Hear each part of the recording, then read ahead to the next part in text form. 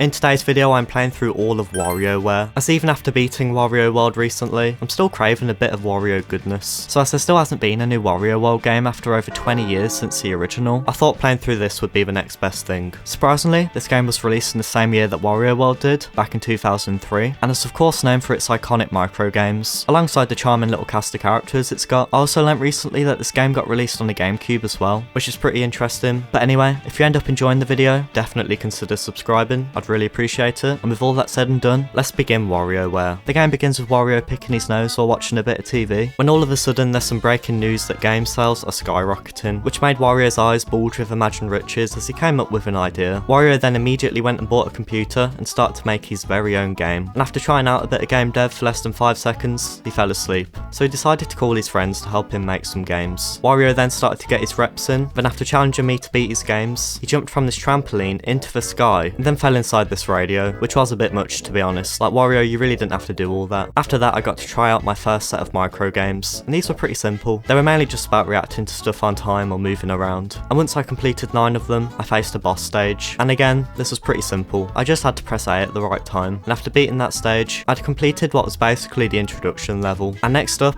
I met this guy called Jimmy. He's a pretty iconic WarioWare character, and after he had a bit of a dance, I started his games. They were all sports themed, and after I miserably failed a hurdle, I got my first game over here. I had 4 hearts per level, and if I got a game over I'd have to start all over again. But I didn't mind though, as playing through the games again let me get a bit of practice in, which I'm not gonna lie, I definitely needed. I needed to complete 15 stages to beat Jimmy's game, and the boss here is based off of Punch-Out, which is pretty cool. I don't have too much Punch-Out experience, I only really know the basics, but that was more than enough to beat this boss. Jimmy then went to this ice cream shop for some reason, but this made a lot more sense after I completed Mona's set of games. Her shift at the ice cream shop was at 8 AM, but she was running late, and I guess because she was speeding, the police started going after her. She had these little animals in her scooter which I found pretty funny. Like, I was half expecting to see the trunk monkey pop out, and she must have had a 5-star rating or something, because it seemed like the whole Diamond City Police Department was after her. And then all of a sudden, no way, Trunk Monkey actually appeared. You must have thought this was Mario Kart, as he started throwing banana peels at the police, which then led into Mona's micro games. Her game genre was strange, and these definitely were, as they had me doing all sorts of things to be honest. They had me catching toast, picking a nose, which I was actually pretty good at, let's just say I learnt from the best, and also had to sniff up some snot, which was kinda gross, but after spamming A I did it. I thought the airbag one was a bit morbid at first, until I realised it was just a test dummy, and I wasn't actually trying to save someone's life. Also, I really like how the micro games often have different art styles. It definitely makes each one feel a bit more interesting. The boss here was kind of annoying though, and not because it was difficult or anything, it was more so the guy here holding this nail that I had to hammer in. I had to avoid hitting his fingers, but dude, you can let go once it's gone that far. Like, move your hand if you don't want to get hit. I'll be honest, this guy fully wound me up.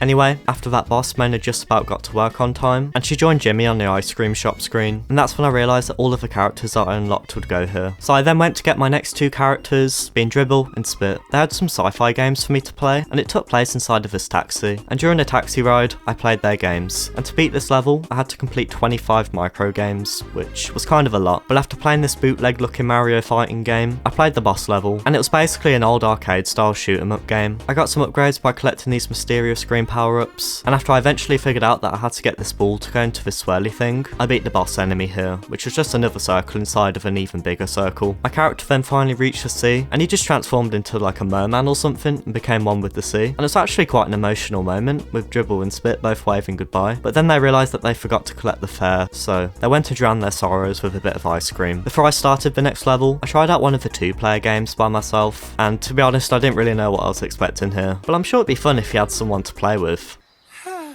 I have no friends. Anyway, 9volt was the next character, and let's just say he's a bit of a gamer. His life is like a video game, and all his levels were based off of Nintendo games. He also DJs and has a Mettaton looking Game Boy robot. Also, he has 4 Game Boy Advances and 6 GameCubes, which is kinda crazy. Like, I don't even think you need that many to play 4 Swords Adventures. These levels were pretty fun though. I played a bit of Duck Hunt, Donkey Kong, and then crashed an F-Zero, which was kind of embarrassing. There's also something about the regular Mario Bros here that just doesn't feel right though. Like, I've never felt so nervous while trying to jump on a Goomba. My Dr. Mario practice in Animal Crossing paid off though, which was pretty nice, and I like seeing Rob the Robot as well. It's always good to see him. One of these games was literally Midnight Motorist though. Like, it's even a purple car as well. Surprisingly, the boss here was this baseball one, and all I had to do was react quick enough to be able to hit the ball. But after that, 9volt's game was done, and apparently, at that very moment, the Game Boy Advance SP had just just come out, so 9volt went and got on his hoverboard, because, I mean, of course he did, and he played his new Game Boy at the ice cream shop. The next level wasn't a normal one though, as it was now time for the first remix level, and as the name suggests, this level is basically a compilation of all of the characters' games, with the main difference being that Jimmy's hair is yellow in this one. I could practice all of the games that I played by using the grid, but I decided to just go for it, because why not, right? And I completed 18 of the 20 levels on my first try, which wasn't too bad, and after a few more tries, I got to the boss stage, which was the punch out one again. It was a bit more difficult this time though, as he had this super punch move that just instantly knocked me out, but after learning the timing of it, I beat it. After completing that, I unlocked the next 3 levels. Dr. Krygor's game was up first. After he drank this weird potion he'd made, he immediately had to run to the toilet, and honestly I didn't think he was going to make it, but he got there just in time, and this was where all of his levels took place. And by the way, the lives here were also toilet paper as well, which was pretty funny. What was genuinely crazy though, was the fact that every time I finished a level, my score got flushed away while Dr. Krygor made some crazy noises. And I've got to ask, what was in that potion to make him like that? His games were of the realistic genre, and I mean, yeah, they definitely were. One of them had me trying to shake hands with this epic doggo, while another had me scoffing a whole apple, but when I faced the boss, I only had 1 life left, and I just instantly failed here, as I didn't realise that I was playing as the giant floating robot head. But with my last roll of toilet paper gone, I tried the level again, and once I got back to the boss, I understood that I had to use the laser beams to destroy the objects. This wasn't too hard, but I had to be careful during the final bit as these rocks were moving pretty quickly. But after I beat that level, Dr. Krygor was finally done on the toilet, but I guess because of all of the flushing he was doing, the entire place started flooding, and after he got shot up into the air, this little bird carried him away, and he started floating around the ice cream shop. Next up was Orbulon, and I was excited to meet this guy. He's this little alien critter, and after his ship was hit by an asteroid, these little rabbits rescued him, and I got to play his game. What was not a nice surprise though, was that all of his games were IQ based, which I was a bit worried about, so I just hoped and prayed that all of my brain training practice on the DS would pay off here. At first it had me matching shapes, which I could just about handle, but the counting frogs one was kind of annoying, as you have to be really quick in putting your answer, otherwise you end up looking like a bit of an idiot, like I did here. The moving cups one was definitely one of the easiest though, as I've had plenty of practice at that recently. The boss here was in the style of an old dungeon crawler game, and I had to choose the right options to defeat it. I got to use a pile driver move on it, which reminded me of another game, and to defeat it, I had to press the success option on time, but I just completely messed up here, and because I was on my last life, I had to start all over again. But on my next try, I knew what I was doing, and after completing Orbulon's games, he was safe and sound. Well, kind of. As the rabbits dumped him back in his ship and he crash landed on Earth, just outside the ice cream shop, so he got to hang out with everyone. I then tried out some of the single player mini games, and while these were pretty basic, they were fun. The next 2 characters I met were Kat and Anna. They're both ninjas, and after Anna failed to rescue my character, he was apparently a prince, it was up to Kat to save the day. All of their levels were nature themed, so they had me doing things like marching as a penguin and taking pictures of flying squirrels, while the boss level here had me jumping on these clouds as this little egg, I guess. This was definitely one of the easiest bosses in the game, and after I jumped into the green goo, the level was complete. And after Kat defeated this evil skeleton guy, both her and her sister went to get an ice cream. But before I could face the final character though, it was now time for the second remix level with Jimmy and his new red hair. And surprisingly, I beat this level on my first try, even with there being a new harder punch-out boss fight at the end. Wario's game was the final one that I'd left to beat, and after he threw his laptop into the air, he became one with it, and I started his game. Wario was a bit of a wild card, as really none of his micro games had a set theme, but once I got through 24 levels of Wario's madness, I started the final one, and this is definitely the longest level in the game. The first bit had me on a skateboard, avoiding all of his obstacles, while the second part had me flying around a bit, and once I upgraded Wario's jetpack to the max, I broke through this barrier and got to fight the final boss, being this square. I could attack it by using a boomerang, and once I hit it 3 times, I opened this treasure chest and got this Korok looking poop.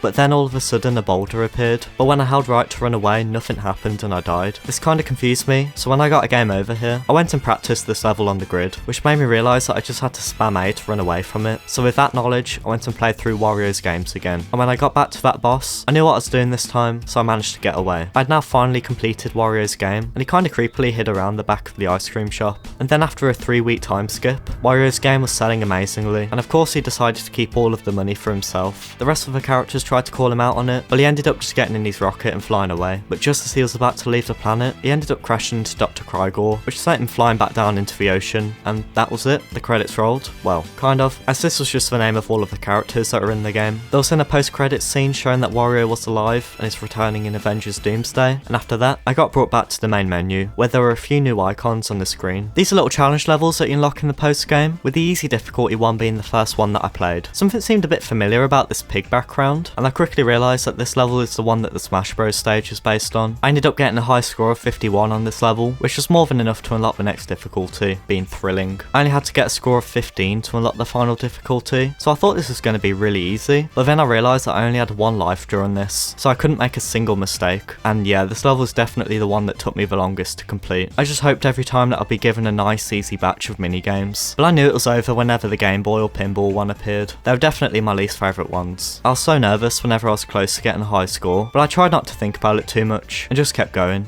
But I'm starting to get a bit shaky, you know what I mean? I'm a little bit weak. But sometimes I struggled to get 1 point, let alone 15. Eventually I got back to 9 points, but then I got given a minigame that I felt like I hadn't seen before. It was this card one where I had to pick the odd one out, and I just about managed to guess right here. But I've gotta say, sometimes the text on the screen really isn't that useful. Like, what do you mean decide? Decide what? Thankfully things went pretty smoothly after that, and I managed to reach a high score of 21, which wasn't too bad. And for getting a score of at least 15, I unlocked the hard difficulty. The minigames were all on like 2 times speed during this or something, which made everything kind of chaotic, but surprisingly, I had 4 lives during this level. I gave this a few tries and managed to get a high score of 21, which I was pretty happy with, but there was nothing else to unlock by playing this level, so I moved on to the final pig challenge. This had me playing through every boss level in the game all in one go, and thankfully I had 4 lives during this. Doing this with only 1 would have made it a lot more difficult. Surprisingly, the boss here that gave me the most trouble during this was the dungeon crawler one, mainly because of the timing again on that last bit. Also, when it said try using magic, one of the times it popped up with frizz and freeze. Freeze was of course the correct option, but frizz is literally the fire magic attack from Dragon Quest. Like, really both of those options should be correct answers. But anyway, I had enough practice already to beat the final level without dying, and after I completed it, the boss rush started all over again, with the difficulty of the levels being increased. I guess it would just keep going if you were good enough, but as I completed at least the first lot of them, I didn't really mind when I died at the jumping egg level. But with all that done, that was my entire WarioWare experience, and it was cool to play through this, as I've only ever properly played the DS one, but this was really fun, and I'd definitely recommend it. So yeah, thank you for watching, definitely make sure to like and subscribe if you enjoyed the video, and I'll see you in the next one.